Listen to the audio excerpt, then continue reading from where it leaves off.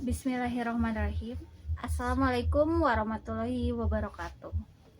Yang terhormat Bapak Dr. Haji Deden Komar Priyatna, ST, SIP, MM, CHRA selaku Rektor Universitas Winaya Mukti. Yang terhormat Ibu Dr. Haja Wina Roswina, SE, MM, CPM selaku Dekan Fakultas Ekonomi dan Bisnis. Yang terhormat Ibu Kartika Pratiwi Putri, SE, MAK selaku Kaprodi Akuntansi. Yang terhormat Ibu Febriani Damayanti, SEMAK CIP SAS selaku dosen pembimbing, dan yang terhormat Ibu Widaningrum selaku pembimbing lapangan di PT Pos Indonesia Kantor Cabang Soreang. Puji dan syukur saya panjatkan kehadirat Allah Subhanahu wa Ta'ala yang telah memberikan rahmat dan karunia-Nya sehingga kegiatan magang dan penyusunan laporan magang ini dapat terlaksana dengan lancar. Salawat serta salam semoga selalu tercurah limpahkan kepada baginda Nabi Muhammad SAW.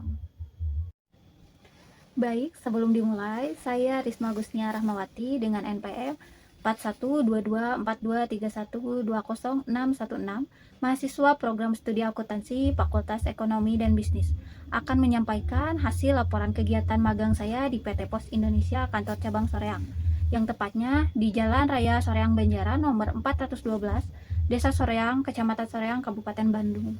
Dengan periode magang kurang lebih 66 hari, yang tepatnya dari tanggal 14 Oktober 2024 sampai tanggal 4 Januari 2025.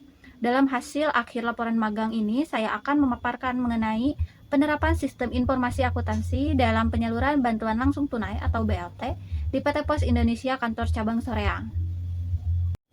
Baik, ada beberapa pokok pembahasan yang akan saya bahas dalam pemaparan hasil akhir laporan magang ini. Yang pertama ada latar belakang, yang kedua ada profil perusahaan, yang ketiga ada aktivitas magang, yang keempat ada kajian pustaka, yang kelima ada pembahasan, dan yang terakhir ada kesimpulan dan saran. Selain itu ada lampiran dan dokumentasi dari hasil laporan magang. Baik, langsung saja ke pembahasan yang pertama, yaitu latar belakang. Di Indonesia banyak sekali jenis perusahaan yang telah berdiri, baik yang telah terdaftar di pemerintah maupun yang belum terdaftar. Jenis-jenis perusahaan tersebut antara lain perusahaan ekstraktif, perusahaan agraris, perusahaan industri, perusahaan dagang, perusahaan jasa, dan perusahaan lainnya. Kegiatan yang dilakukan oleh setiap perusahaan pastinya tidak akan terlepas dari aspek keuangan, karena operasional perusahaan tidak akan berjalan jika tidak ada uang yang dikelola. Aspek keuangan suatu perusahaan haruslah dikelola dengan baik agar dapat mencapai tujuan perusahaan, yaitu mendapatkan profit yang tinggi. Pengelolaan keuangan dapat dilakukan dengan mengikuti prosedur yang telah ditetapkan oleh perusahaan tersebut. Salah satu prosedur pengelolaan aspek keuangan perusahaan adalah sistem informasi akuntansi, di mana sistem informasi akuntansi adalah sistem yang dapat mengumpulkan, mencatat, menyimpan, dan memproses data untuk menghasilkan informasi bagi pembuat keputusan. Hal ini termasuk di dalamnya ada orang, prosedur, perangkat lunak, dan langkah-langkah keamanan. Nah, salah satu perusahaan BUMN atau badan usaha milik negara telah ditugaskan atau menjadi mitra pemerintah dalam menyalurkan bantuan sosial yang diberikan oleh pemerintah kepada masyarakat. Kegiatan bantuan sosial ini tidak hanya berhubungan dengan data-data non-keuangan saja, tetapi juga dengan data keuangan. Salah satu dari bantuan sosial ada bantuan langsung tunai, merupakan salah satu program pemerintah yang bertujuan untuk membantu masyarakat miskin dan rentan miskin dalam memenuhi kebutuhan dasar mereka.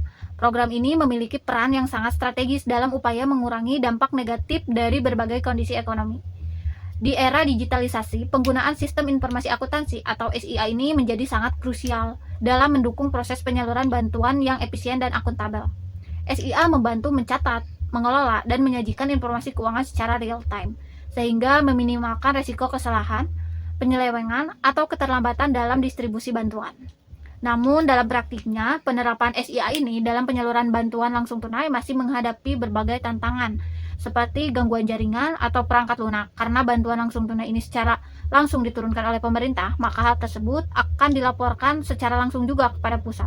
Oleh karena itu, dalam melakukan prosedur keuangan yang berhubungan dengan bantuan langsung tunai tersebut harus sesuai dengan SAP atau standar akuntansi pemerintah. Hal tersebut yang menjadi dasar bahwa sistem informasi keuangan bantuan langsung tunai dari pemerintah harus sangat diperhatikan oleh BUMN tersebut. Baik, pemaparan yang selanjutnya yang akan saya paparkan yaitu mengenai profil dari perusahaan. Ada 3 aspek yang akan saya paparkan dalam profil perusahaan, yaitu yang pertama makna logo, yang kedua struktur organisasi, dan yang ketiga jenis layanan. Langsung saja kita ke pemaparan yang pertama mengenai makna logo. Ada 3 makna dalam logo Pos Indonesia seperti berikut.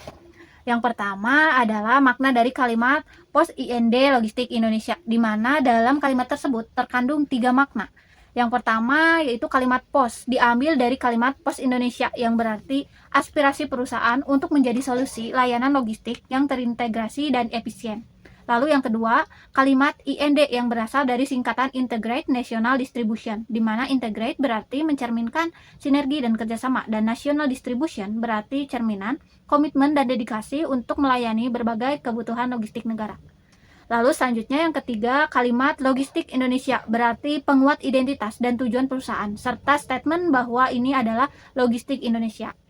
Selanjutnya, makna dari lengkungan yang ada di PT Pos Indonesia, di mana dalam logo tersebut terdapat 3 jenis pula lengkungan yang memiliki makna yang berbeda. Yang pertama yaitu lengkungan yang memiliki makna wadah sinergi logistik, yang memiliki arti mewadahi sinergi terintegritas di sektor logistik Indonesia. Lalu yang kedua, lengkungan yang memiliki makna tonggak perubahan, berarti bahwa Pos Indonesia sebagai pilar utama dan landasan baru bagi industri logistik Indonesia. Lalu yang ketiga yaitu lengkungan yang memiliki makna memajukan logistik negeri, berarti bahwa berkomitmen untuk mempercepat pertumbuhan sektor logistik dan mendorong perekonomian negara. Yang terakhir ada makna warna yang terkandung dalam PT Pos Indonesia. Terdapat 2 warna dalam logo tersebut seperti berikut. Yang pertama warna Delft Blue, yang bermakna bahwa PT Pos Indonesia merupakan perusahaan logistik yang bersinergi kuat, terpercaya, dan berkomitmen penuh untuk melayani kebutuhan sektor logistik. Lalu yang kedua ada warna Cinnabar, yang terinspirasi dari batu cinnabar yang bermakna tentang konektivitas, pertumbuhan, dan transportasi. Selanjutnya yang akan saya paparkan yaitu mengenai struktur organisasi dari PT Pos Indonesia Kantor Cabang Soreang. Berikut merupakan struktur organisasi yang terdapat pada PT Pos Indonesia Cabang Soreang, di mana PT Pos Indonesia Cabang Soreang ini dipimpin oleh seorang manajer eksekutif yang dijabat oleh Ibu Santi Pujiwinarti dan memiliki beberapa contoh kegiatan seperti yang pertama, mengembangkan strategi untuk meningkatkan kinerja operasional cabang.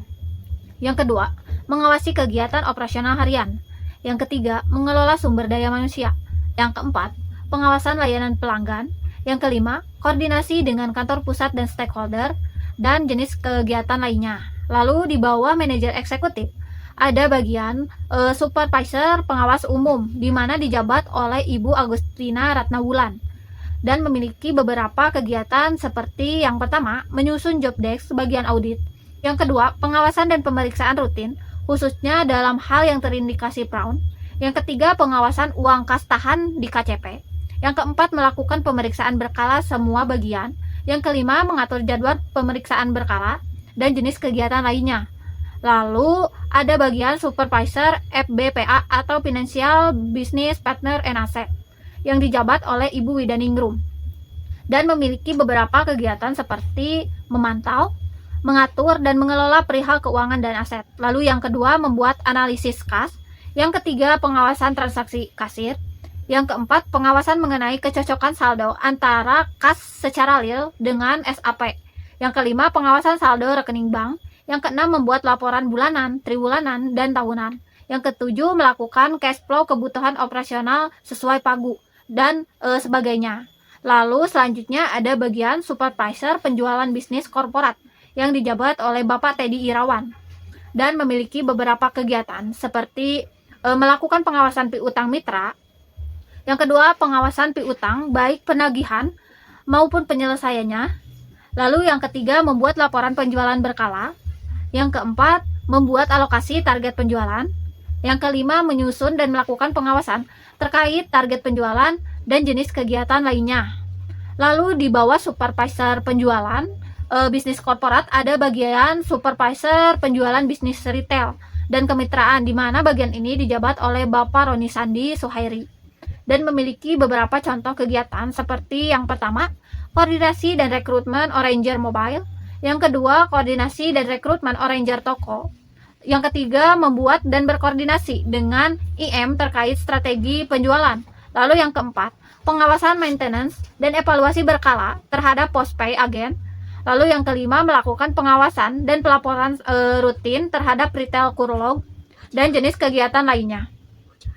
Lalu selanjutnya ada bagian supervisor pengendalian operasi Kurlog yang dijabat oleh Bapak Asep Sumarno Kurniasari, di mana memiliki beberapa jenis kegiatan seperti yang pertama menyusun job desk bagian pelayanan, yang kedua menyusun pengawasan, melekat pelayanan, yang ketiga melakukan pelaporan pertanggungjawaban perihal pembayaran pensiun baik taspen maupun asabri, lalu yang keempat pengawasan loket pensiunan, yang kelima pengawasan otorisasi transaksi kantor cabang dan kantor cabang pembantu dan jenis kegiatan lainnya. Lalu di bawah supervisor pengendalian operasi Kurlog terdapat bagian supervisor operasi pelayanan yang dijabat oleh Bapak Fajri Nurrahman dan Ibu Penny Widiandari.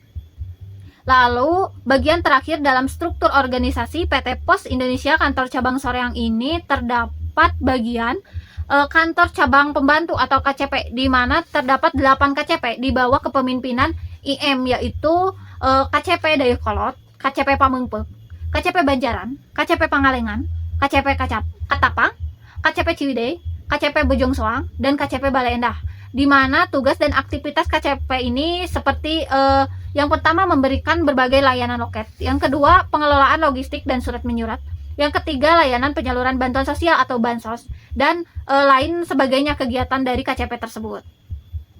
Selanjutnya yang akan saya paparkan adalah aktivitas magang.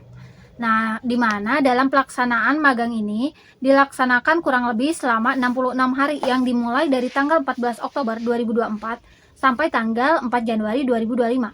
Di mana hari kerjanya itu 6 hari kerja, yaitu hari Senin sampai dengan Sabtu. Hari Senin sampai Jumat dimulai dari pukul 8 sampai pukul 4 sore, dan pada hari Sabtu dimulai dari pukul 8 sampai pukul 1 siang. Nah, berikut beberapa rincian dari aktivitas yang dikerjakan oleh saya selama magang di PT Pos Indonesia cabang Soreang. Yang pertama ada registrasi dan verifikasi data penerima bantuan pangan. Nah, pada aktivitas ini saya melakukan registrasi, verifikasi, dan pencocokan data penerima bantuan sosial pangan dari Bulog yang disalurkan oleh PT Pos Indonesia pada dokumen nominatif penerima bansos. Lalu yang kedua ada pemeriksaan dokumen danom atau dokumen data nominatif penerima bantuan pangan CBP atau cadangan beras pemerintah, di mana dalam kegiatan ini saya memeriksa dokumen BAST atau dokumen daftar penerimaan bantuan sosial agar sesuai ketentuan dalam penandatanganan, pengecapan, dan pengesahan dalam pengklasifikasian penerima bansos. Lalu yang ketiga, mengecek data dan persyaratan penerima bantuan pangan. Nah, pada aktivitas ini saya melakukan pengecekan data dan persyaratan yang telah diberikan oleh penerima bansos pangan ketika menerima bantuan dengan menggunakan menu format uji petik CBP pada web PGC Report atau Postgiro Check Report. Yang keempat, saya melakukan reversal check berupa data penerima bantuan sosial. Nah, ini merupakan pengecekan data penerima bantuan sosial jika ada yang tak sesuai dengan foto KPM dan foto KTP PBP yang dipoto kembali oleh handphone, maka akan dimasukkan ke dalam reversal cek ini yang ada di PGC Report. Lalu yang kelima ada mengentri surat jalan bansos pangan. Nah, pada aktivitas ini saya mengentri surat jalan pengantaran beras untuk bantuan sosial pangan ke desa-desa atau ke kantor pos di dalam website cbp.posindonesia.co.id. Lalu yang keenam membuat berita acara gagal bayar BYP yatim piatu. Nah, dalam kegiatan ini dilakukan untuk melaporkan KPM yang tidak tersalurkan bantuan karena alasan-alasan tertentu berdasarkan persyaratan penerima BYP. Selanjutnya, kegiatan aktivitas magang adalah pengelompokan RS2 bantuan sosial BLT sesuai dengan klasifikasi per kecamatan. Lalu yang kedelapan ada verifikasi penerimaan bantuan sosial BLT yang disalurkan oleh PT Pos Indonesia. Selanjutnya yang kesembilan membuat daftar berita acara penerima bantuan sosial pangan. Nah, dalam kegiatan ini saya melakukan pembuatan BA atau berita acara mengenai adanya daftar perwakilan atau pergantian dalam status pengambilan bantuan sosial pangan CBP. Lalu yang ke-10, memverifikasi data penerima pensiun dari Taspet yang disalurkan oleh PT Pos Indonesia. Lalu yang ke-11, memindai dokumen BAST atau berita acara serah terima Bansos Pangan dan PBP atau Penerima Bantuan Pangan Kabupaten Bandung. Lalu yang ke-12, registrasi dan verifikasi penerima bantuan yatim piatu yang disalurkan oleh PT Pos Indonesia. Yang ke-13 ada mengklasifikasikan dokumen data nominatif atau DANOM bantuan pangan dengan membagi dokumen per kecamatan dan per desa. Lalu yang ke-14, registrasi dan verifikasi data penerima bantuan AML atau alat masak listrik dari Kementerian Kelistrikan yang disalurkan oleh PT Pos Indonesia. Lalu yang terakhir, ada registrasi dan verifikasi data penerima BLT bantuan langsung tunai, dana bagi hasil cukai hasil tembakau atau DBHCHT berupa pencocokan data dalam RS2 dengan kartu identitas diri penerima. Selanjutnya yang akan saya paparkan yaitu mengenai kajian pustaka. Dalam kajian pustaka ini ada beberapa poin yang akan saya paparkan. Yang pertama ada sistem informasi akuntansi, yang kedua ada bantuan langsung tunai atau BLT, dan yang ketiga ada efisiensi dan efektivitas sistem. Langsung saja kita ke poin yang pertama yaitu sistem informasi akuntansi. Nah, di mana menurut Kasmir tahun 2024, sistem informasi akuntansi ini adalah suatu sistem yang memproses data dan transaksi guna menghasilkan informasi yang bermanfaat untuk merencanakan, mengendalikan, dan mengoperasikan bisnis. Nah, sedangkan secara umum sistem informasi akuntansi atau SIA ini adalah suatu kerangka atau konsep yang mengatur dan memproses sumber daya dalam perusahaan berupa data yang bermanfaat untuk menghasilkan informasi yang digunakan sebagai perencanaan, pengendalian, dan pengoperasian bisnis.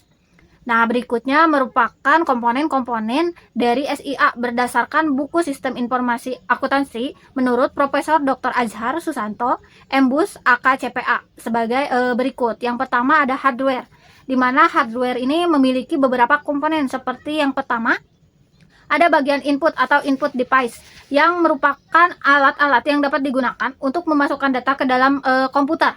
Contohnya seperti keyboard, mouse, dan scanner. Lalu yang kedua ada bagian pengolahan utama dan memori. Nah, ini merupakan bagian pengolahan dan memori dalam hardware berupa prosesor dan memori. Lalu yang ketiga ada bagian output atau output device, merupakan peralatan-peralatan yang digunakan untuk mengeluarkan informasi hasil pengelolaan data seperti printer, layar monitor, dan lain sebagainya. Lalu yang keempat ada bagian komunikasi. Nah, ini merupakan peralatan-peralatan yang harus digunakan agar komunikasi data bisa berjalan dengan baik. Contohnya seperti satelit, modem, dan wireless. Lalu yang kedua ada komponen software. Nah, software sendiri adalah kumpulan dari program yang digunakan untuk menjalankan aplikasi tertentu pada komputer yang ada. Nah, beberapa contoh dari software ini seperti yang pertama ada operating system atau sistem operasi. Nah, ini berfungsi untuk mengendalikan hubungan antara komponen-komponen yang terpasang dalam suatu sistem komputer, misalnya seperti keyboard dengan CPU. Lalu yang kedua ada interpreter, merupakan software yang berfungsi sebagai penerjemah bahasa yang dimengerti oleh manusia ke dalam bahasa yang dimengerti oleh komputer. Lalu yang ketiga ada perangkat lunak aplikasi. Nah, contohnya seperti word processor atau pengolah angka, spreadsheet, audit software. Lalu yang ketiga ada brainware, merupakan sumber daya manusia yang terlibat dalam pembuatan sistem informasi akuntansi, seperti pembuatan sistem informasi, pengumpulan dan pengolahan data, pendistribusian, pemanfaatan informasi yang dihasilkan oleh sistem informasi tersebut. Nah, selanjutnya ada prosedur. Prosedur sendiri adalah rangkaian aktivitas atau kegiatan yang dilakukan secara berulang-ulang dengan cara yang sama. Prosedur akan menjadi pedoman bagi suatu organisasi dalam menentukan aktivitas apa saja yang harus dilakukan untuk menjalankan suatu fungsi tertentu. Lalu yang kelima ada database. Nah, database ini merupakan fakta baik dalam bentuk angka-angka, huruf-huruf, atau apapun yang dapat digunakan sebagai input dalam proses menghasilkan informasi. Lalu yang keenam ada teknologi jaringan telekomunikasi. Nah, dari telekomunikasi ini merupakan pengurangan waktu dan ruang akses terhadap data di suatu lokasi. Tidak lagi tergantung kepada di mana lokasi tersebut berada. Nah, kelihatannya strategi telekomunikasi dan jaringan merupakan kunci sukses dalam membangun sistem informasi akuntansi yang andal. Baik, selanjutnya yang akan saya paparkan yaitu mengenai flowchart sistem informasi akuntansi. Menurut Indrayati tahun 2016, flowchart merupakan salah satu teknik pendokumentasian yang paling banyak digunakan dalam mendokumentasikan sistem informasi akuntansi. Ada 4 jenis simbol yang biasa digunakan dalam memaparkan SIA ini. Yang pertama yaitu ada simbol input atau output, di mana di dalamnya yang pertama ada simbol dokumen. Ini merupakan sebuah dokumen atau laporan yang hasil tulisan tangan maupun hasil cetakan dari komputer. Lalu yang kedua ada simbol rangkap dari sebuah dokumen. Nah, simbol ini digunakan untuk menjelaskan bahwa dokumen tersebut memiliki beberapa kopi. Lalu yang ketiga ada simbol input, output, jurnal, dan buku besar. Simbol ini menggambarkan setiap fungsi input atau output dalam flowchart program. Simbol ini juga digunakan untuk menggambarkan jurnal dan buku besar dalam flowchart dokumen. Lalu yang keempat ada simbol display. Nah, simbol ini menggambarkan informasi yang disajikan oleh perangkat output online seperti sebuah terminal, monitor, atau layar. Lalu yang kelima ada simbol pengetikan online. Simbol ini digunakan untuk memasukkan data menggunakan perangkat online seperti terminal atau komputer personal. Nah, selanjutnya ada simbol pemrosesan. Nah, di mana terdapat beberapa simbol. Yang pertama ada simbol pengolahan komputer. Simbol ini memiliki fungsi pemrosesan yang dilakukan oleh komputer, biasanya menyebabkan perubahan data dan informasi. Lalu yang kedua ada simbol operasi manual. Simbol ini digunakan untuk memproses secara manual. Lalu yang ketiga ada simbol operasi auxiliary. Fungsinya untuk pemrosesan yang dijalankan oleh suatu perangkat selain komputer. Lalu yang keempat ada simbol operasi pengetikan offline.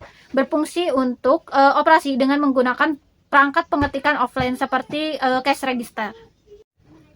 Lalu selanjutnya yang ketiga ada simbol simpanan. Nah, di mana dalam simbol simpanan ada yang pertama simbol disk magnetic, di mana simbol ini digunakan untuk menyimpan data. Datanya akan disimpan secara permanen dalam disk magnetic ini, digunakan sebagai master file dan database. Lalu yang kedua ada simbol tape magnetic. Simbol ini digunakan untuk menyimpan data di dalam tape magnetic. Lalu yang ketiga ada simbol penyimpanan offline. Nah, dalam simbol ini berfungsi untuk data yang disimpan dalam file temporary dalam sebuah media direct access seperti sebuah disk. Lalu yang keempat ada simbol arsip. Nah, berfungsi untuk arsip dokumen yang disimpan secara manual. Lalu selanjutnya yang keempat ada simbol aliran data lain-lainnya, di mana dalam simbol ini terdapat yang pertama ada simbol arus, di mana simbol ini berfungsi untuk arah aliran dokumen atau pemrosesan, biasanya arus dari kanan atau ke bawah. Lalu yang kedua ada simbol arus data atau informasi. Nah, simbol ini berfungsi untuk menjelaskan arah arus atau informasi. Nah, seringkali digunakan untuk menunjukkan penggunaan data dari satu dokumen ke dokumen lainnya. Lalu yang ketiga ada simbol link komunikasi. Nah, ini berfungsi untuk menjelaskan transmisi data dari satu lokasi ke lokasi yang lain melalui suatu jalur komunikasi. Lalu yang keempat ada simbol penghubung pada halaman yang sama. Nah, ini berfungsi untuk menjelaskan menghubungkan aliran pemrosesan pada suatu halaman yang sama. Nah, simbol ini berguna untuk menghindari adanya garis-garis alur yang saling bersilangan. Lalu yang kelima ada simbol penghubung pada halaman yang berbeda. Simbol ini berfungsi untuk arus masuk ke dalam suatu halaman atau arus keluar dari satu halaman. Lalu selanjutnya ada simbol terminal. Simbol ini berfungsi untuk menjelaskan awal, akhir, atau suatu titik interupsi dalam suatu proses atau program. Juga digunakan untuk mengidentifikasikan pihak eksternal. Lalu yang selanjutnya ada simbol keputusan. Nah, simbol ini berfungsi untuk suatu tahapan pengambilan keputusan. Nah, simbol ini digunakan dalam flowchart program komputer untuk menunjukkan adanya berbagai alternatif percabangan. Selanjutnya yang akan saya paparkan yaitu mengenai poin kedua dari kajian pustaka, yaitu bantuan langsung tunai. Nah, bantuan langsung tunai ini adalah program pemerintah yang memberikan bantuan berupa uang tunai kepada masyarakat miskin atau rentang miskin. Nah, tujuan utama dari program ini adalah membantu masyarakat memenuhi kebutuhan dasar mereka, terutama dalam situasi krisis ekonomi atau kenaikan harga bahan pokok. Nah, program BLT ini pertama kali diperkenalkan di Indonesia pada tahun 2005 sebagai respon terhadap kenaikan harga bahan bakar minyak atau BBM. Nah, sejak itu program ini telah beberapa kali dilaksanakan dengan mekanisme dan besaran dana yang berbeda, disesuaikan dengan kondisi dan kebijakan pemerintah pada saat itu. Nah, ada beberapa jenis dari bantuan langsung tunai ini atau BLT. Salah satunya yaitu BLT atau bantuan langsung tunai sembako. Lalu yang kedua ada BLT atau bantuan langsung tunai PKH atau program keluarga harapan. Lalu yang kedua ada BLT disabilitas. Lalu yang keempat ada BLT YAPI atau yatim piatu. Lalu yang kelima ada BLT lansia. Nah, selain itu, dalam penyaluran BLT atau bantuan langsung tunai ada beberapa biaya yang mungkin timbul. Seperti yang pertama ada honor PHL atau pekerja harian lepas. Lalu yang kedua ada honor satgas. Yang ketiga ada biaya BBM dan sewa kendaraan. Yang keempat ada biaya jaga keamanan. Yang kelima ada biaya peralatan tulis. Dan yang keenam ada biaya kebersihan.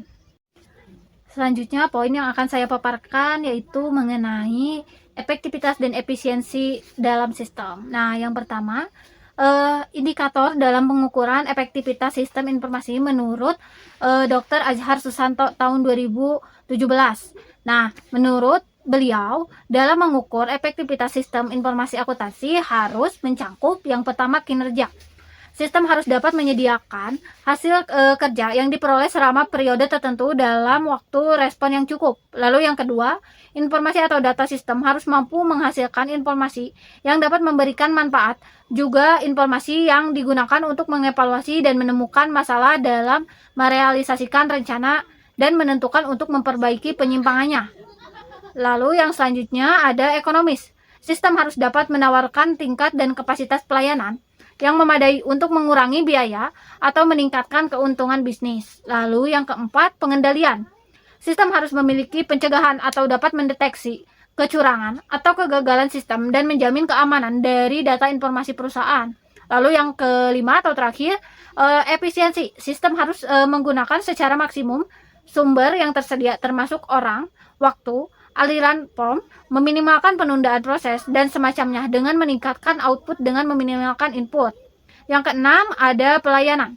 Sistem dapat menyediakan layanan yang diinginkan pada siapa saja yang membutuhkannya. Sistem juga harus fleksibel dan dikembangkan.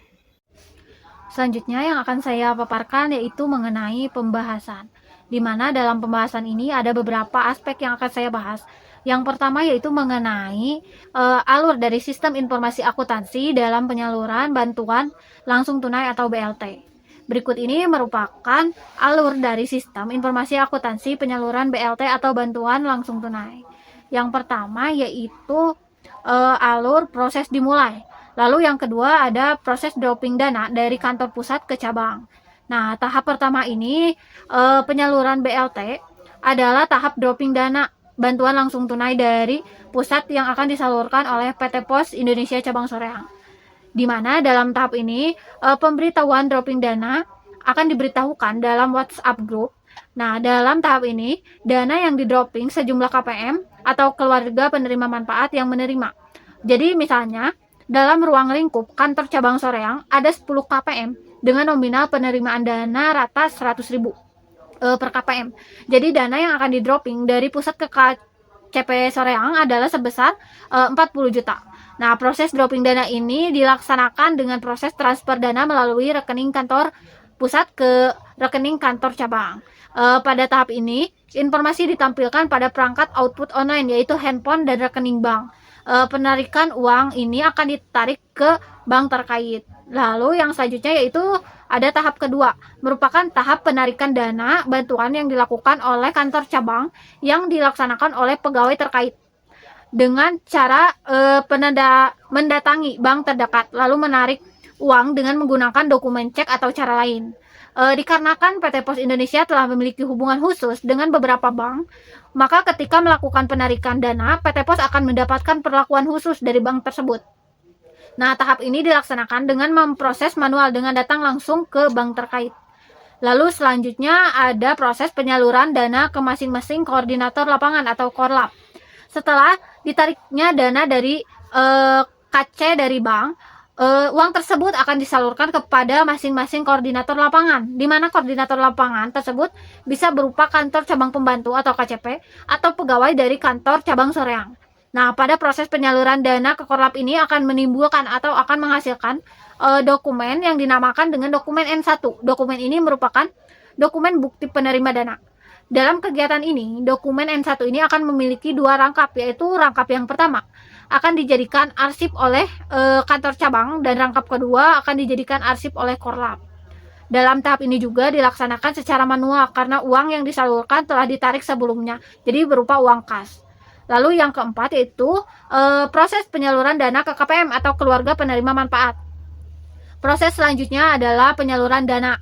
Nah, dalam proses ini dana-dana akan disalurkan dengan nominal yang telah ditentukan berdasarkan daftar dari dinas terkait dengan pelaksanaannya secara manual atau diserahkan berupa uang cash. Dalam penyaluran bantuan dana ini, PT Pos beserta korlapnya dibantu dengan sistem software yang dinamakan dengan PGC atau Pos Giro Check untuk membantu pembayaran atau pemverifikasian data dari KPM tersebut. Jadi maksudnya adalah memasukkan data menggunakan perangkat online. Nah, ketika korlap melakukan pembayaran melalui sistem PGC, maka data pembayaran dan data KPM tersebut akan disimpan di database, yaitu sistem website PGC atau Pos Giro Check yang mencangkup mengenai data non keuangan dari KPM dan sistem akuntansi utama PT Pos, yaitu sistem SAP. Nah, di mana SAP ini merupakan sistem yang dipakai oleh pekerja bagian keuangan PT Pos, dan di mana dalam sistem tersebut akan terrangkum kegiatan keuangan yang ada di PT Pos. Lalu tahap selanjutnya yaitu pembuatan neraca. Nah, proses selanjutnya ini merupakan proses pembuatan neraca harian dari para penyalur. Dalam proses ini, Korlap akan membuat neraca dari pengeluaran dana yang telah diberikan kepada para KPM. Dalam neraca tersebut berisi mengenai dana yang masuk dan dana keluar, dan juga dana yang tersisa. Apabila ada dana yang tersisa selama masih dalam proses waktu penyaluran, maka dana tersebut akan dialokasikan ke hari berikutnya sebagai saldo awal yang akan disalurkan. Namun, apabila waktu penyaluran telah berakhir tapi dana tersisa, karena misalkan KPM telah meninggal atau alasan tertentu, maka uang tersebut akan masuk ke dalam uang sisa. Setelah setiap koordinator membuat neraca pertanggungjawaban mereka mengenai jumlah dana yang disalurkan, maka selanjutnya neraca tersebut akan digabungkan di neraca akhir atau dokumen N2. Lalu tahap selanjutnya yaitu membuat laporan penerimaan dana, laporan pengeluaran dana, dan laporan sisa dana.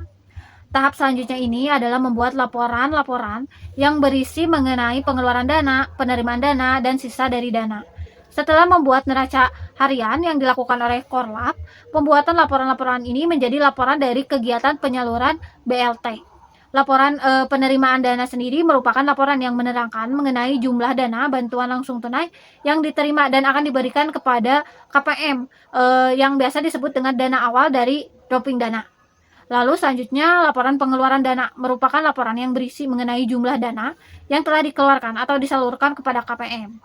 Lalu selanjutnya ada laporan sisa dana. Ini merupakan laporan yang menjelaskan mengenai sisa dana karena KPM meninggal atau memiliki kemampuan ekonomi stabil dan alasan lainnya yang telah ditentukan. Nah, salah satu dari laporan tersebut akan menjadi bahan pertimbangan pada tahap selanjutnya, yaitu laporan sisa dana.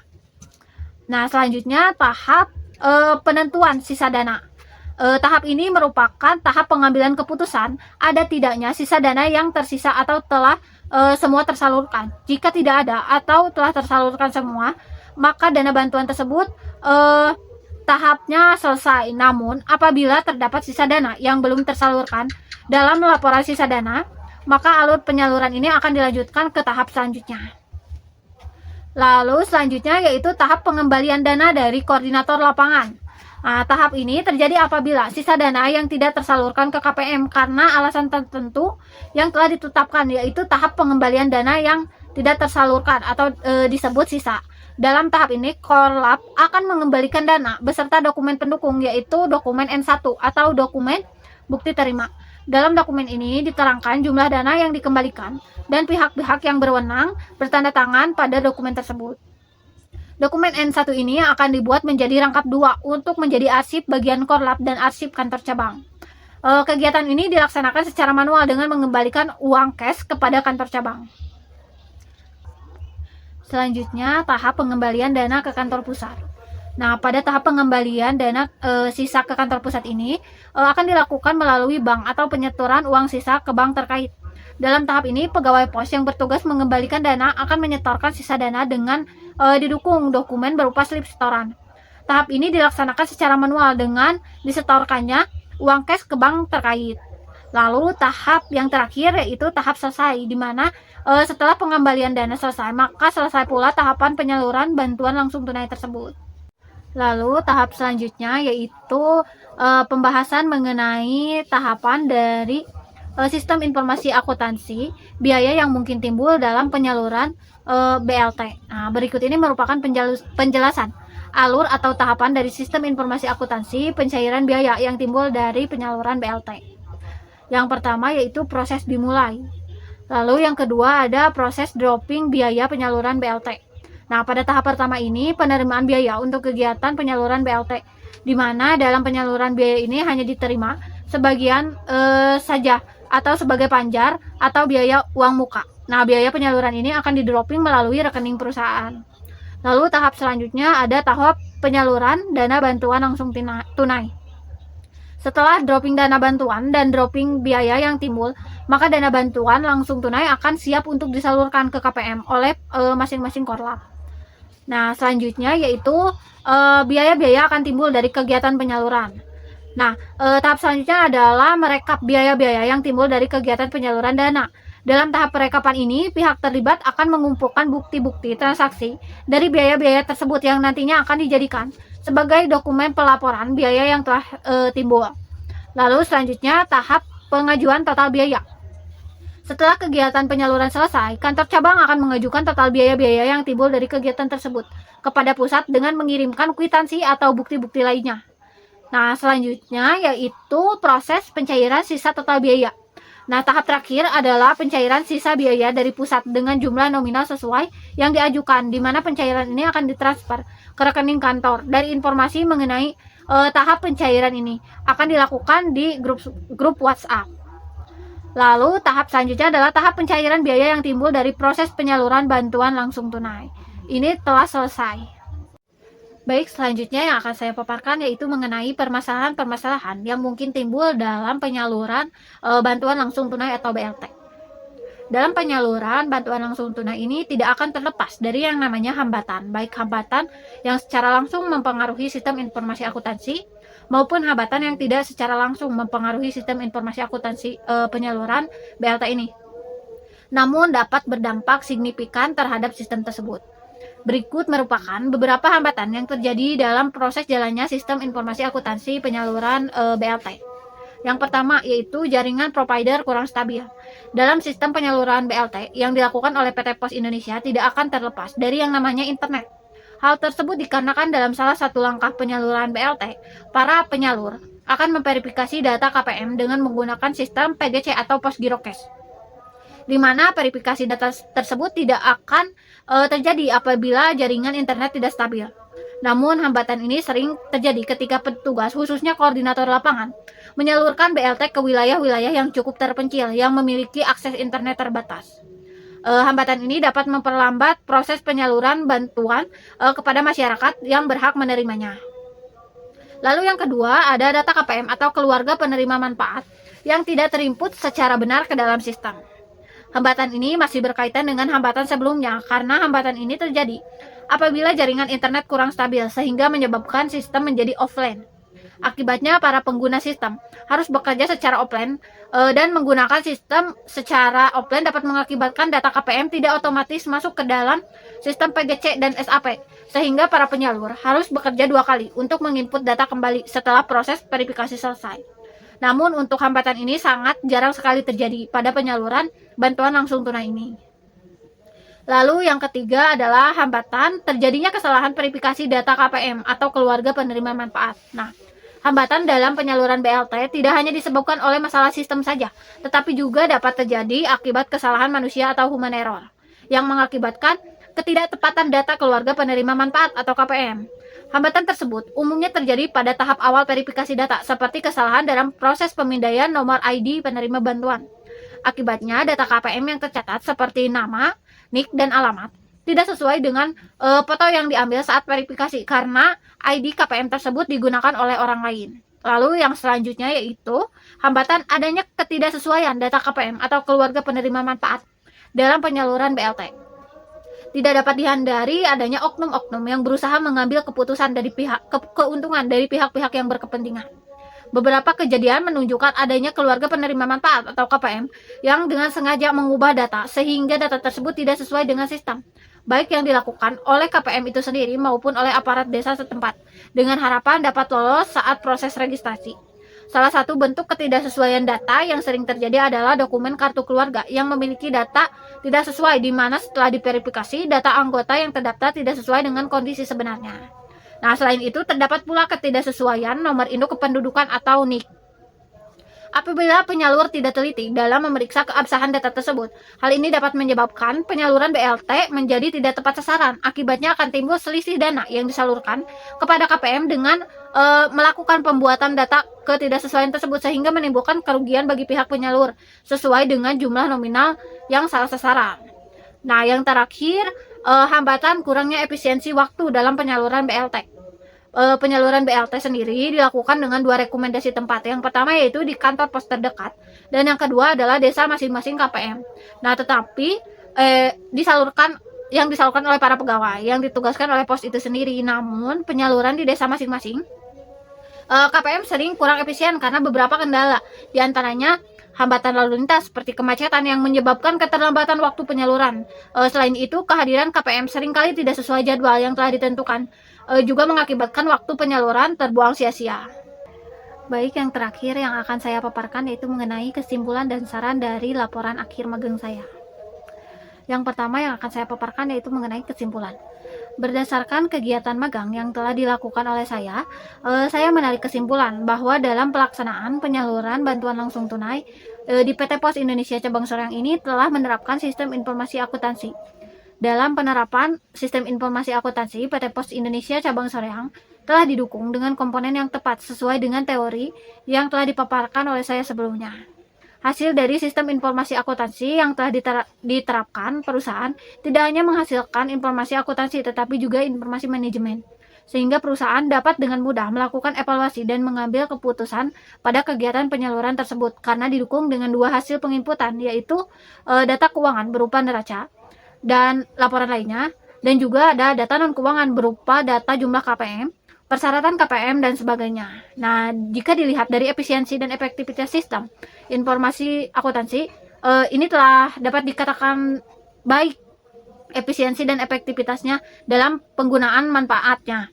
Karena dalam informasi akuntansi ini kurang cukup dalam pengendalian internalnya dalam hal pengaksesan data di salah satu sistem pendukung, yaitu sistem PGC, dapat diakses oleh siapa saja, sehingga dapat menyebabkan suatu hambatan yang dapat merugikan seperti penyalahgunaan data KPM. Namun dalam pelaksanaan sistem informasi akuntansi ini tidak akan terlepas dari beberapa hambatan yang mungkin tidak secara langsung berpengaruh terhadap sistem tersebut, seperti jaringan provider kurang stabil, adanya manipulasi data atau keluarga penerima manfaat, dan lain sebagainya. Tetapi hambatan-hambatan ini dapat ditangani dengan baik oleh para pekerja perusahaan sehingga tidak menjadi masalah yang begitu besar. Nah, lalu yang kedua, saya akan memaparkan mengenai saran, di mana dari kegiatan magang dan penyusunan laporan magang ini ada beberapa saran yang dapat ditujukan kepada perusahaan, yaitu sebaiknya sebelum melaksanakan penyaluran BLT dilakukan koordinasi berkala dengan aparat desa agar mereka dapat menginformasikan kepada warga penerima BLT mengenai persyaratan data yang harus dibawa serta waktu kedatangan yang tepat. Selain itu, sosialisasikan juga dengan aparat desa mengenai ketidaksesuaian data yang dapat menyebabkan kerugian warga dan pegawai PT Pos Indonesia yang menyalurkan dana BLT tersebut, dan agar dokumen yang dibawa oleh KPM sesuai. Berikut ini ada beberapa lampiran dokumen aplikasi yang saya dapatkan selama kegiatan magang berlangsung. Yang pertama ada tampilan sistem pengentri surat jalan bantuan sosial pangan CBP. Nah, lalu yang kedua ada tampilan sistem website PGC atau Pos Giro Cek sebagai sistem penampung data KPM atau keluarga penerima manfaat. Lalu yang ketiga ada dokumen neraca akhir pencatatan bantuan sosial. Nah, pada slide selanjutnya ada foto BA atau berita acara bantuan yatim piatu. Lalu ada dokumen RS2 bantuan DBCHT. Lalu yang ketiga ada daftar desa penerima bantuan sosial pangan CBP. Selain lampiran yang telah saya paparkan barusan, ada beberapa dokumentasi yang saya ambil selama kegiatan magang. Dapat dilihat ada beberapa dokumentasi selama kegiatan magang dan ada dokumentasi-dokumentasi saat perpisahan dengan para pegawai PT Pos Indonesia. Sekian pemaparan dari hasil akhir laporan magang yang saya sampaikan. Mohon maaf bila ada kata-kata dan perbuatan yang menyinggung dan kesalahan yang tidak disengaja. Terima kasih kepada pihak-pihak yang membantu kegiatan magang ini sehingga dapat terlaksana dengan baik dan lancar. Sekian dari saya. Wassalamualaikum warahmatullahi wabarakatuh.